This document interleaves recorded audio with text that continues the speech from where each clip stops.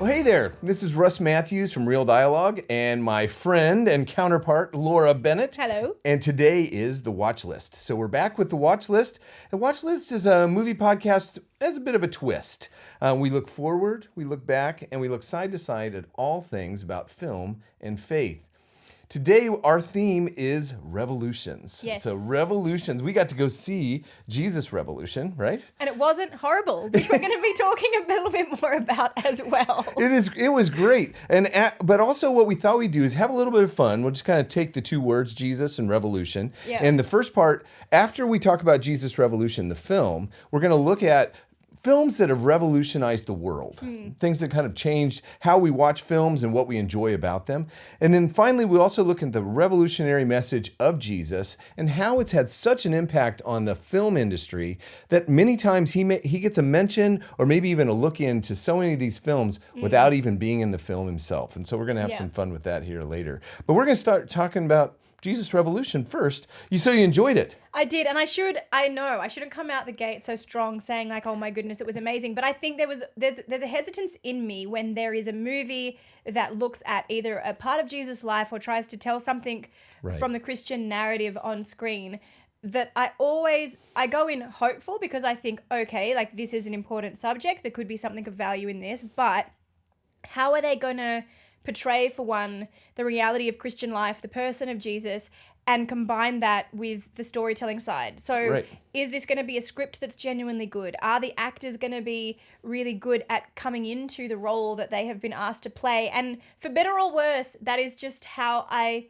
come to these movies, or with a mix of hope and caution. And with Jesus Revolution, I got to the end of the movie, and we'll set up what the story is of it for you as well, but I got to the end of the movie genuinely thinking, thank you for making a movie that talks about faith and culture with zero ick factor. There was not a single moment where I cringed or thought, oh my gosh, don't do it, stop talking. Like, I honestly was so grateful for their ability to tell a story that's important and also make it in a way that I think Christian viewers can be proud of and want to take friends along to if you're going to do that. That's great. Well, if you want me to, how about if I just kind of lay out for anybody who hasn't actually seen the movie yet or is looking forward to see it, how about if I just kind of share what it's on about? Because it's not necessarily about Jesus in the sense of his story as much as the impact he's had on history, specifically back kind of during the Vietnam era. Specifically, this is actually real history that actually occurred, and it was during kind of the full swing, all the things were going on as far as the civil rights movement and all the hippie culture was happening, especially in Southern California. And Chuck Smith is a pastor of a local church there in Southern California. He's played by Kelsey Grammer, which I thought Kelsey did phenomenal in this one. He is kind of grappling with the fact that his church is dwindling, but also his daughter, he's about to lose his daughter because his daughter is about to kind of get full on into kind of this whole hippie movement, as they were calling it back then. College life. Kind of the college life and all that. And one day he says, look, if I am ever able to meet a hippie, I'll ask them how this really has an impact on me, especially the message of Jesus. Well, interestingly enough, his daughter picked up this guy named, his real name, Lonnie Frisbee. He picks him up as a hippie who kind of comes back, and he has Ministry of Jesus on his jumper. And what does he want to do is he wants to convince Chuck Smith that this is a great opportunity for people to be able to reach into this community, that they're really looking for truth, even though so many of them were looking at drugs and other aspects that were really trying to find that in their culture and their lives, that they were really striving to actually look for truth. And in so doing, Chuck opens up his church, and it's amazing to watch as a revival occurred, not just in Southern California, but around the world. It does become around the world. And I actually like as well that Jonathan Rumi, who plays Jesus in The Chosen, plays Lonnie Frisbee. So you've got him in there. I mean, he's brilliant in this role. And it is such a...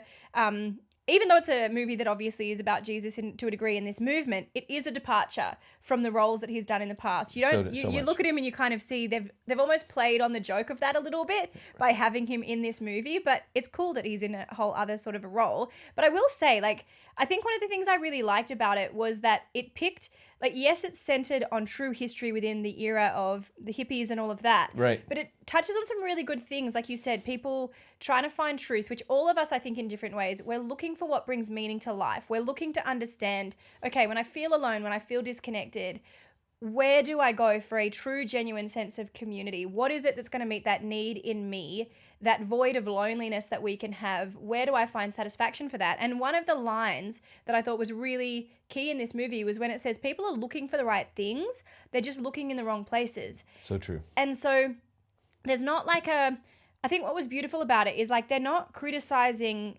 people's desire for something bigger or the fact that we do have these gaps and these longings in life. What they're trying to help paint a picture of is how that Jesus revolution, how that revival ended up giving people the things that they needed because it was able to direct them to Jesus and show tangibly how a relationship with Jesus practically, positively impacts a person's life. That's right.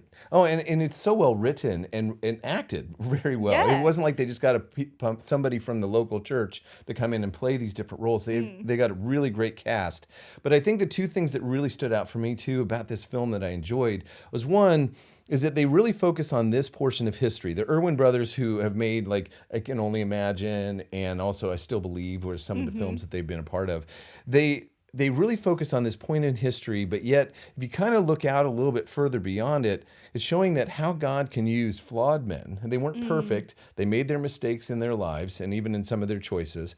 But yet how in that point in history they were able to really be a key part of changing the world in the name of Jesus. Yeah. And then on top of it, the other thing I really kind of caught, because I think sometimes what happens is that we feel like we have to lose our identity or who we are in this whole process of kind of looking at different cultures and how they are actually able to be reached out to. So you're looking at this hippie culture that they're really kind of focusing on, but yet Chuck Smith didn't really change himself. He changed in his view of them, but he just was still Chuck Smith and also allowing that. And so it kind of showed this beautiful mosaic, as it were, of what the body of Christ really can be, and that it's anybody really can come into the fold, and you will change internally, but that doesn't necessarily mean you have to change how you look. No, and even as well, we don't want to, yes, there are certain degrees of spoilers within this Sorry, we conversation, probably should say but that. I don't want to say too much, but I think one of the things that stood out to me as well was the way that initially in Chuck's church, when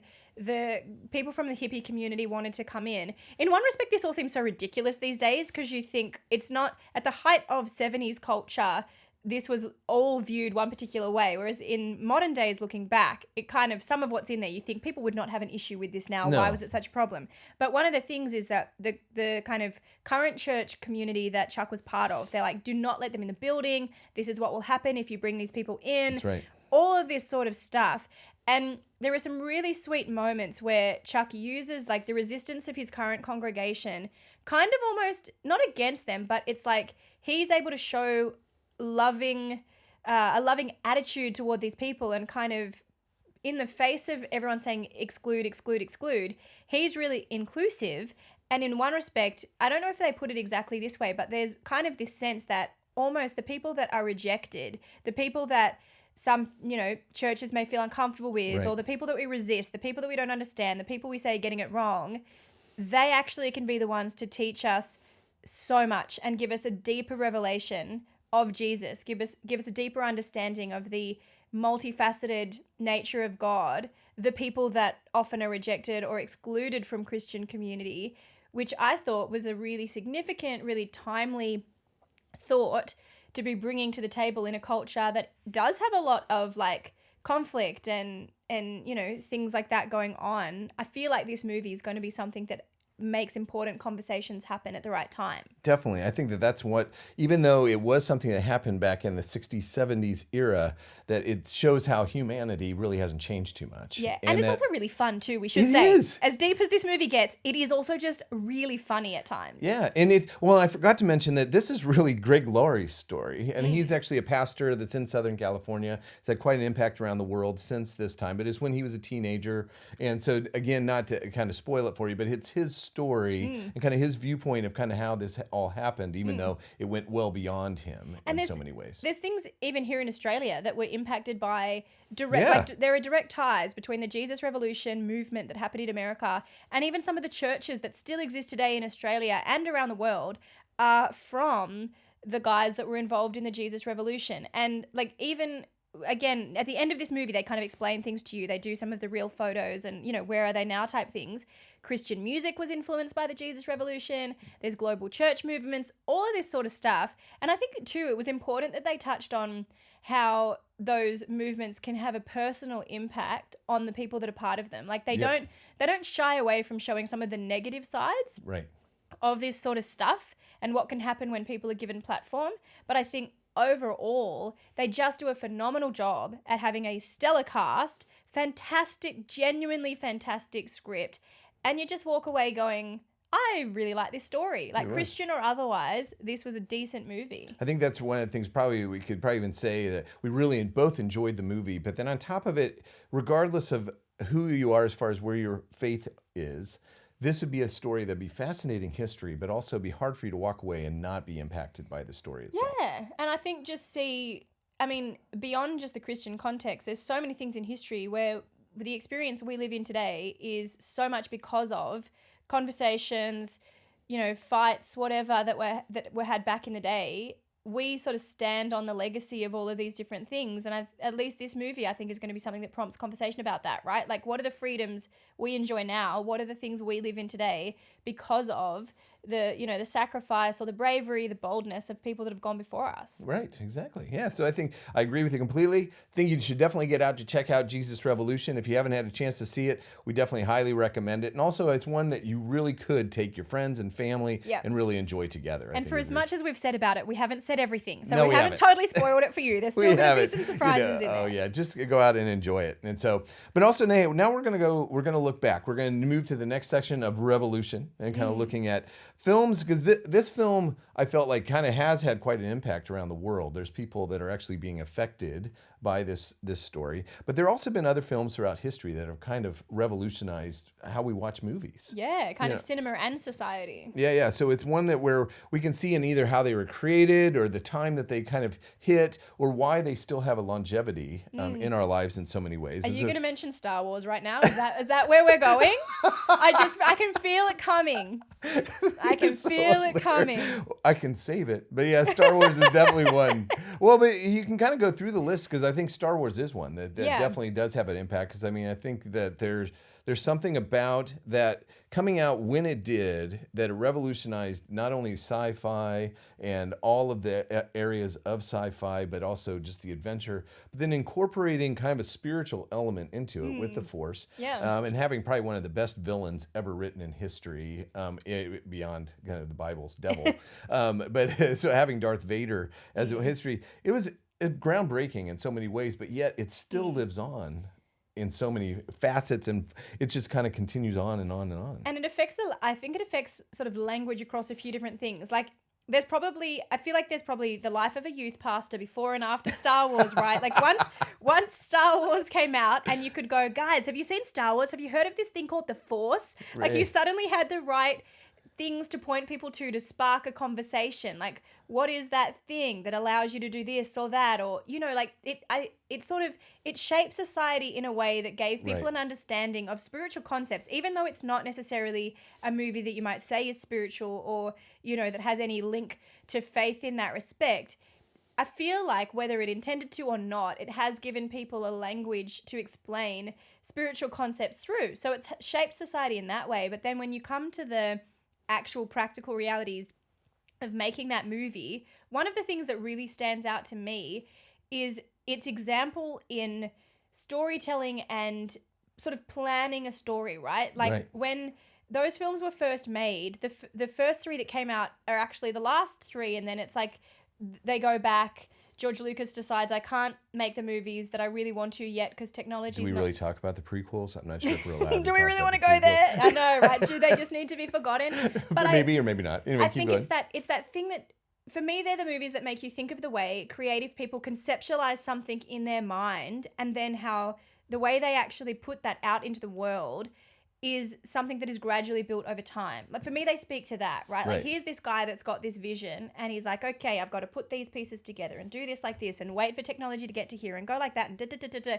And he's kind of got to put this jigsaw together over decades. Right. What other franchise has done that in the same way at that point as Star Wars? Right. Like Marvel, you could say, kind of Yeah. they've had to map that universe. Well, that's actually that's one that I would say, because you can't really pick out. Now, Star Wars, I would say, really was kind of the epicenter of the kind of the beginning. While if you go to the MCU, which I did have on the list as far as, but it's more the Avengers. I mean, how many franchises keep you going for over 10 years Yeah. and over 23 films that, I don't even know if they're going to be able to replicate it again No way. in the same way, and that they just changed how we watch films. But then the other thing I love about the Avengers, and I kind of point to, this is simple but yet brilliant, was how they included the Easter eggs and made it something new and different, where people honestly still will sit through the credits to the end, because they got to say whether or not I'm going to be able to see. It's almost more important sometimes to see the Easter egg than it is to see the film. Well,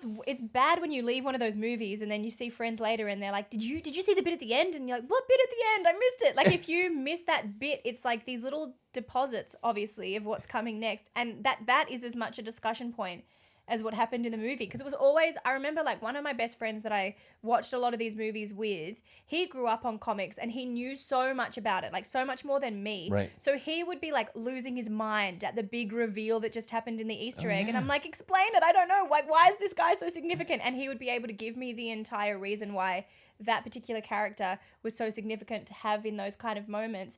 And there's just like this, I don't know, a collective excitement around it. Yeah. Oh, it is. It's amazing how just leaving the breadcrumbs kind of gets people going and keep them engaged and part of the whole thing. But then on top of it, there's so many other films. I mean, we could list them off, and you know what? If you want to, put them in the comments down below. If you're watching this on YouTube, or if you're listening to the podcast, as far as looking at different films that have impacted history, you can look at The Godfather as being one of the biggest films.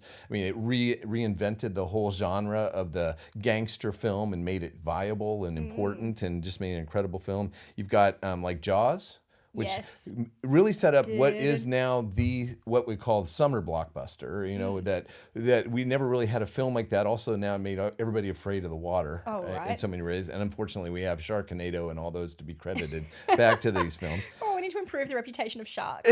We do. Right? We They're definitely friendly creatures, apparently. I don't know. I don't know. I really don't want to get close enough to know, find out. But the one that actually, there's also Psycho, which redefined horror films as far as being not only just horror films, but actually just kind of lifting it to being great entertainment. Yeah. But the one that really kind of stands out, and again, funny enough, it's another Disney product, is Toy Story.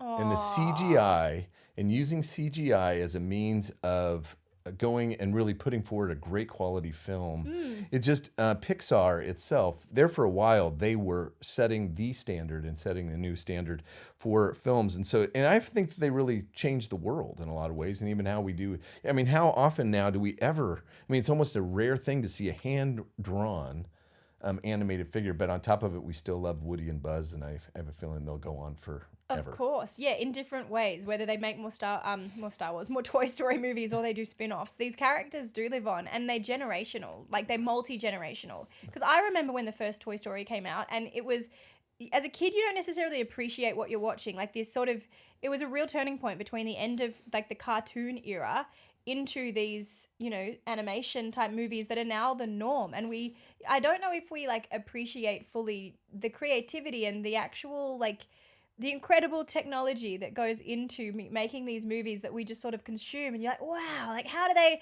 there's part of my mind that still totally doesn't understand how it works. Like, how do you make that? There is a magic to it, but then it goes back to one of the things you said about Jesus Revolution that differentiated it from all the other films within the genre. Well-written stories. Pixar used to be brilliant at not only having great animation, but they had great storylines. So it sounds like you don't think they're as good anymore. You used to be brilliant. I'm hoping. The Lightyear was a bit of a hard one to watch. They're losing their way a little bit. The animation's incredible, but the storylines, and I think that a lot of times they lose their way. I'm hoping that they're actually able to come back with Elemental and the other films that might come in the future. It's not that I've given up on them, but I don't think that they're nearly as good as they were when they first came out. Because you go back and watch Toy Story, and granted, CGI has improved so much since then. Yeah. But it is still a great story. I mean, it's just Yeah. one that you connect with, and honestly, you still kind of keep your eye open when you're a child and wonder if your toys are playing around your room some way, because you do. You kind of think about it. They capture the right part of our imagination. But through all of these films that we're mentioning, you know, talking about ones that revolutionize how we watch cinema or just how we even see the world, I think there's a through line in there as well about ones that become continuous talking points. Like the Godfather is still so quoted. Star Wars still so quoted. Even Toy Story. Like there's these moments in these movies that become part of the cultural fabric. You know, like if you even, I mean, did this revolutionize the world? Maybe, maybe not. The Castle, right? Australian, an icon of Australian cinema. That's right. And there's part of our vernacular, our dialogue literally is anchored within these movies. And so if you've never seen the movies, there's whole parts of society, the way we speak, you may not fully understand. But I go, like, what is it?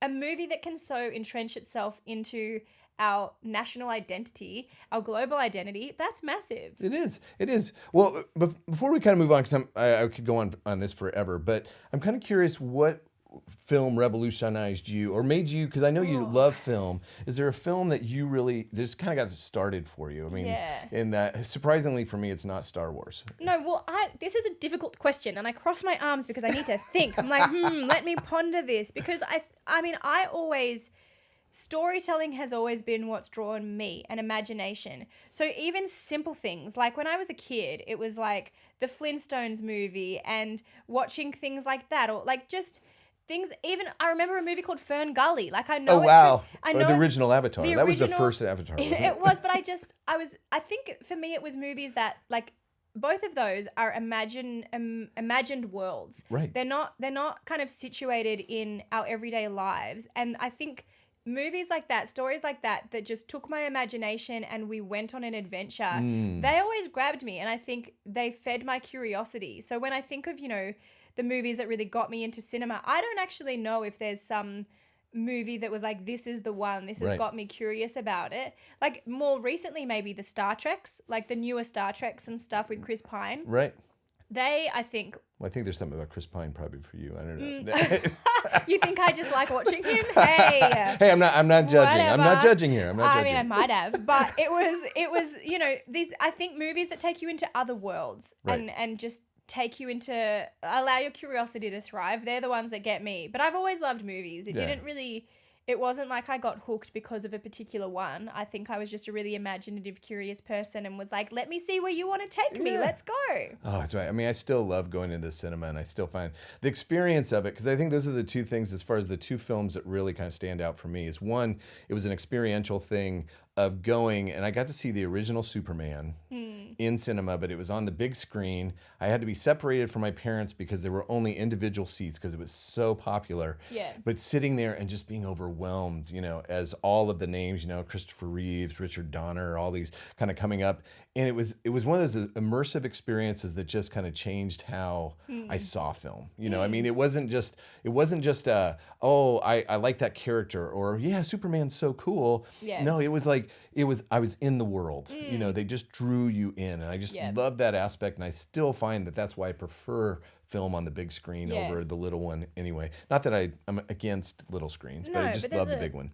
It's also like, I think the fun of it too. Like my interest in cinema and film, part of it is just because there's something so fun about it. Like the creative power that you have when you're literally making worlds and characters and stories and stuff, that has always drawn me in. There's kind of an inherent magic to filmmaking that grabs me. And then increasingly, as you start to look at, what is this film really saying about this idea? What is this character representing, and what is this going to make us talk about socially? That feeds my love as well, because it's kind of almost this layer beneath the superficial front of a movie where you're taken into a deeper kind of thought. Or even if it's not a serious movie, like even if it is a Toy Story, you still think about things like friendship and our values and all of those sorts of things. And I feel like that's part of the power of cinema that hooks you as well. Yeah. Oh, it is. And the other thing too, because my second film would be Blade Runner. And the thing about Blade Runner was that it was a brilliant film. Now it's gone on to be like this cult classic that everybody loves. But at the time, it was a box office bomb. It did not do well. But it was one of those where I was going, I don't care what everybody else thinks. Yeah. I love this movie. I went on. Ridley Scott's still one of my favorite directors. And I found that it was just a great story. I love Philip K. Dick books because of the movie, funny enough. And so then it just that sort of thing where you go and I don't have to go along with the crowd on this one. I really love this movie. And it just it's still one of those I could watch over and over again. And actually it was one that I would share with other people going, oh no, you got to watch this movie. If you haven't seen this film, you've got to watch this one. And so it's that sort of thing where you almost become that movie evangelist in a way where all of a sudden you're doing you got to see this film. You got to see this film. That reminds me, you speaking about that, of The Fifth Element. Oh yeah, I love that one. That movie, I think, shaped me because I was horrified by it. Like, I think I watched it a little bit too young and was like, I'm not totally grasping the concepts, and I just feel so scared of the world that they are trying to create or suggest. But then you watch it later and you start to appreciate it more. But that was definitely one of those movies. I remember people loving or hating it, but everyone was seeing it because they either wanted to be challenged by it and also feel a little afraid, or they wanted to just jump on the bandwagon of what was popular at the moment. Yeah, that's right. Oh, yeah, I think, that's fun because they always kind of be able to you can unpack that whole thing. But yeah, just kind of going, even Chris Tucker was introduced to that film, and I just loved it, even though it was so bizarre. So, well, hey, last section we wanted to kind of look at, because this is so much fun. We could probably go on and on and on for hours with this, but is that Jesus has actually had quite an impact, not only on culture, like in Jesus Revolution and throughout time in the world, but also in films. One of the things that, because we could talk about Jesus films, but I feel like we always come back to kind of saying the same things over and over again, opposed to the storylines that actually have impacted by Jesus's message. That I think a lot of times you kind of go, why do I recognize that? Yeah. What is it about that story that just kind of stands out for me? And I think that, it's easy. It's pretty much an easy one to kind of go after first is the Superman narrative. And looking at almost every Superman film really kind of comes down to kind of a Christ-like figure, the savior of the world, and looking at that. But there's others where, and it's not necessarily that Jesus gets a mention. No. But you're going, I know that narrative, especially even if you know any aspect of Jesus' story, you just kind of know it. Well, it's a classic line, The Witch and the Wardrobe. Oh, that's it. Those sorts of things. But I've always thought the Christian story is the Bible story, the gospel. It's like the greatest sci-fi movie ever made. If you can, if you like. Wow, I love that. That's a quote. It is though. If you set aside what you think about Christianity and Jesus and faith and all of that for a second and just look at the story of the idea that there is God from beginning to end and forever. There's this world outside space that he then creates everything into, sends his son, the life and death, resurrection, and then each of us somehow being able to inhabit the likeness of Jesus. Right. What the actual heck is that? And if you made, it's perfect fodder for a sci-fi story and for these giant themes that permeate all of these different kind of movies, So if you see things like Superman, you see things like Lion, the Witch and the Wardrobe, and so many others, it is only, to me, it's a really realistic thing for a filmmaker decide to do, to take themes of salvation, of the hero side of things, which we spoke about in a previous episode, the sacrifice that's spoken about in Lion, the Witch and the Wardrobe, which, yes, was written by C.S. Lewis, so he had his faith background. He had an intention there already. He did. But of course, it's going to make for a great movie because it's literally one of the greatest stories ever told. It was. That so much of humanity is, it's the backbone. Well, and you don't even have to do the cringeworthy thing of going, oh no, there's Jesus. Somebody doesn't have to stretch their arms out and all of a sudden go, oh hey, it's really that it just kind of naturally flows into it. I mean, that would be my challenge, is to actually, for our listeners, to put the next few films that you watch kind of through a biblical lens. Yeah. And be able to kind of see, oh, yeah, there it is. I mean, because you can do it. I mean, like one of mine is the Iron Giant. The Iron Giant is one of my favorite animated films. It was actually still handwritten. It was a Brad Bird film, but he even says I'm Superman, but yet the sacrifice is there, not to spoil the film if you haven't seen it. Or even like something like E.T., Extraterrestrial, you can kind of look at. Or The Matrix, which of course Oh, everybody yeah. can kind of go to and kind of point to as far as an idea, as far as the Neo character. That was like the modern, I mentioned earlier, like the pre and post Star Wars youth leader experience. The Matrix was 100%. That like taps into, you know, the youth leaders that raised the millennial generation. Matrix. It was always, let's watch this at youth and then talk about it afterwards, guys. What themes do we see in this? Yeah, definitely. You know? It's still, well, and the first one still stands up. It's still just a phenomenal film. Yeah. And I probably, if I was to finish with this kind of whole section, the film that I would point to almost every single time if you want to see a Christ-like figure, and I'm not just doing the Marvel thing. Yeah. But Captain America, the First Avenger, there's the most overt point towards Jesus. Oh, he's so patriotic and rah-rah though. Like, I love Captain America. He is one of my favorites, but... Oh, well, wow. but even in the end, I mean, not to spoil it, but the death, burial, resurrection. Oh, yeah. I mean, it's just so amazing how they And do that one. we can't go past this part of the conversation and me not mention Violent Night, which was Oh, one okay, of my there you go. favorite. It was my favorite Christmas movie This of is a last whole new year. level here. Yes, it's rated MA, so fair warning for those that may or may not end up watching this movie. It's called Violent Night for a reason. But I left that movie, like, just your homework, whether you want to wait till Christmas to do this or do it now, is to watch Violent Night through a biblical lens. Santa is Jesus in that movie. Right, there you I'm go. telling you, whether intentionally or not, they have told the gospel story 100% in Violent Night. That's right, definitely. Oh, wow, there you go. So there's your challenge. So your next few films, put it through a biblical lens, and also you can consider watching Violent Night as well as some of the other ones. But make mention also in the comments below if there's films that you think of when you think of the kind of the Christ story kind of impacting that, and also what you would say if you actually have an opportunity to see Jesus Revolution, get out and see it. So we really encourage you to do so.